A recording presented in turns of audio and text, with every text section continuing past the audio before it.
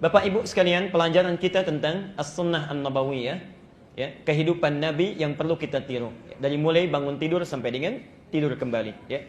Bagaimana Nabi mencontohkan dari bangun tidur sampai dengan tertidur kembali. Ya. Dalilnya telah kita catat, kenapa kita belajar ini.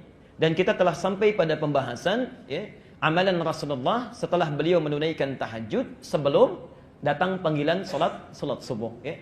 Kita sudah bahas beberapa amalannya. Satu, memperbanyak doa. Itu sudah kita bahas ya. Yang kedua, memperbanyak istighfar ya. Dan yang terakhir kemarin adalah memperbanyak tilawah Al-Quran atau bacaan Al-Quran. Kita berhenti kemarin di pembahasan yang terakhir tentang cara berinteraksi dengan Quran ya. Di saat Anda selesai menunaikan tahajud ya, kemudian setelah itu misalnya kita ingin membaca Al-Quran, maka ada 3 cara ya, dalam berinteraksi dengan Al-Quran. Yang pertama, qiraah ya. Qiraatun, hanya sekedar baca saja ya. Hanya sekedar baca saja, tapi tidak menuntut kita untuk memahaminya. Ya. Tidak menuntut untuk memahaminya. Kalau istilah orang kita kan tadarus ya. Ya. Walaupun agak kurang tepat itu tadarus istilahnya. Ya. Tadarus itu sebetulnya bukan baca. Tadarus itu belajar, memahami isinya. Ya. Jadi kalau tadarus Quran artinya membaca Quran dengan terjemahannya, dipelajari isinya. Ya. Itu tadarus. Ya. Tapi kalau cuma sekedar baca disebut dengan qiraah. Ya. Jadi itu amalan yang pertama. Anda boleh setelah tahajud misalnya menunggu datangnya fajar dengan memperbanyak bacaan Quran, sekalipun tidak membaca artinya atau tidak memahaminya. Masya Allah, Allah sediakan pahala yang begitu melimpah bagi orang yang senang baca Quran.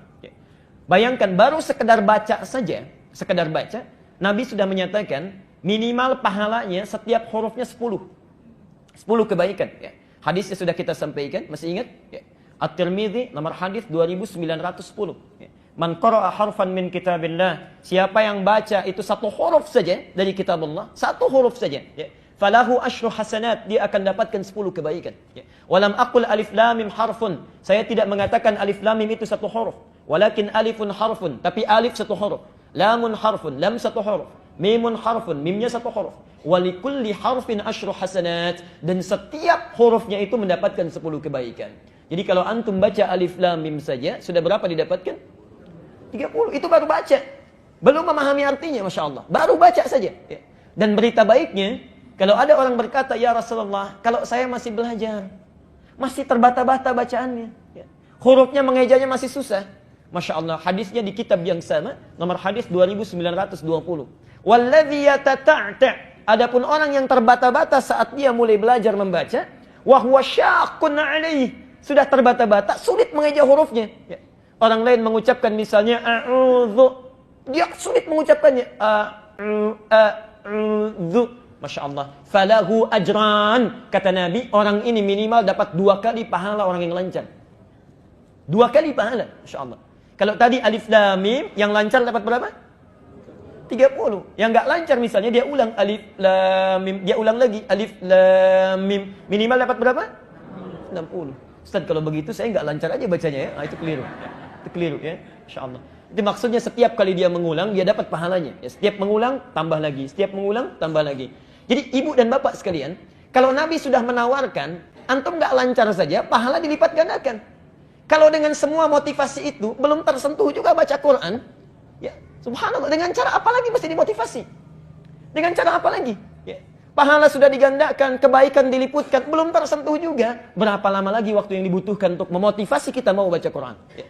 Karena itu terakhir tadi pagi saya sampaikan di salah satu masjid di Baitur Rahim, Masya Allah, normalnya setiap muslim itu mesti baca Quran. Mesti baca Quran dalam sehari. Kalau bapak ibu sehari misalnya, biasanya cuma 1 juz pindah jadi 1 robo'. Biasa 1 robo', 1 ain pindah jadi 1 halaman. Biasa 1 halaman cuma 10 ayat. Biasa 10 ayat nggak sempat, sibuk cuma 1 ayat. Bahkan satu kali sibuk misalnya sama sekali nggak baca Quran. Kalau dalam sehari tidak mampu baca Quran, caranya begini. Malam-malam bangun 1:30, jangan tahajud dulu. Bawa mushaf kita, masuk ke ruangan tengah, buka mushafnya, lalu katakan pada diri kita, ya Allah, dosa apa saya nggak bisa baca Quran? Karena tidak mungkin ada muslim tidak mau baca Quran kecuali ada sekat dalam jiwanya. Itu yang perlu dikeluarkan. Ya. Sehari mesti baca kita, sehari itu. Quran mesti baca, walaupun cuma 1 ayat. Ya. Masya Allah. Nah, yang kedua bisa juga dengan Qiraah sudah kita lakukan, lancar bacanya, maka levelnya naikkan. Jangan cuma sekedar baca tapi pahami. Disebut dengan tilawah. Tilawah Al-Quran. Tilawah Al-Quran. Saya sudah uraikan dengan sangat rinci di pertemuan lalu. Sekarang saya berikan cara singkatnya saja. Ya. Antum kalau mau tilawah Quran, cara terbaiknya, itu ada dua metode. Ya. Ada dua metode. Metode pertama, ya, biasanya para sahabat, ya, membaca 5 ayat terlebih dahulu. Misal, Al-Baqarah Alif Lam Mim sampai dengan ulaika ada hudam min rabbihim wa ulaika humul muflihun. Dibaca 5 ayat ini, dipahami artinya, lalu coba diamalkan. Belum sanggup mengamalkan, ya, berhenti dulu di situ. Ya, lalu lanjutkan lagi, Masya Allah. Ini metode yang pertama. Metode yang kedua, ini yang didukung oleh para ulama saat ini, Masya Allah. Ya. Yang paling bagus, keluarkan bimbingan Quran itu secara tematik. Karena bimbingan kehidupan kita, semua ada di Quran. Misal, saya beri contoh. Ada yang sudah berumah tangga, jadi suami, jadi istri selama puluhan tahun. Pernahkah Anda mengeluarkan dalam Al-Quran tuntunan menjadi suami yang baik? Ibu mengeluarkan ayat-ayat tuntunan menjadi istri yang baik? Jangan-jangan puluhan tahun, atau belasan tahun, atau bertahun-tahun, sudah merasa menjadi suami yang baik, tapi menurut Allah belum. Ibu merasa menjadi istri yang baik, menurut Allah belum. Apa antum nggak punya waktu mengeluarkan sebagian saja selama sebulan tilawah dengan istri di rumah, Masya Allah. Ya. Tanyakan pada istri kita, Ma, ini yang petunjuk Quran, sudahkah papa sesuai? Ya. Pa, ini juga petunjuk tentang mama, sudahkah mama sesuai? Kan indah kehidupan itu, Masya Allah. Ya. Antum selesai itu, ada semuanya di Quran. Ya. Bimbingan dalam bekerja, saat sulit ada doanya. Saat sakit pun, Masya Allah, dari mulai sakit yang ringan, Surah Asy-Syu'ara ayat 78 sampai dengan 80, ya. Doanya Nabi Ibrahim saat sakit ringan itu, Masya Allah. Walladzi khalaqani walladzi khalaqani wa yahdini. Dialah Allah yang menciptakan saya kemudian memberi petunjuk. Dialah yang memberi makan saya, memberi minum saya. Wa idza maridtu, kalau saya sakit sekarang pun, fa huwa yashfini, pasti Allah sembuhkan, pasti Allah sembuhkan. Ada itu bimbingannya. Masya Allah, ya. Di saat pulang kerja, Pak, Bapak sakit kepala, sakit perut, ya, sakit kaki yang ringan-ringan. Kenapa nggak sambil dipegang, bimbingannya dibaca? Wa idza maridtu, ya Allah, saya sudah berikhtiar dalam kebaikan karenamu. Sekarang saya agak terasa sakit, pasti Engkau sembuhkan. Ya. Masya Allah, hidup semua dengan Quran itu. Saat sakit parah pun ada. Al-Anbiya ayat 83 sampai dengan 84. Ya. Saat antum punya kesulitan yang luar biasa di kantor, di rumah tangga, gelap mata kita. Al-Anbiya 87, 88. Ya, Masya Allah. Anak-anak kita mulai belajar. At-Taubah ayat 122. Mulai dididik di rumah, ada lagi misalnya Luqman ayat 13 sampai ayat 19. Masya Allah. Itu anak baru satu.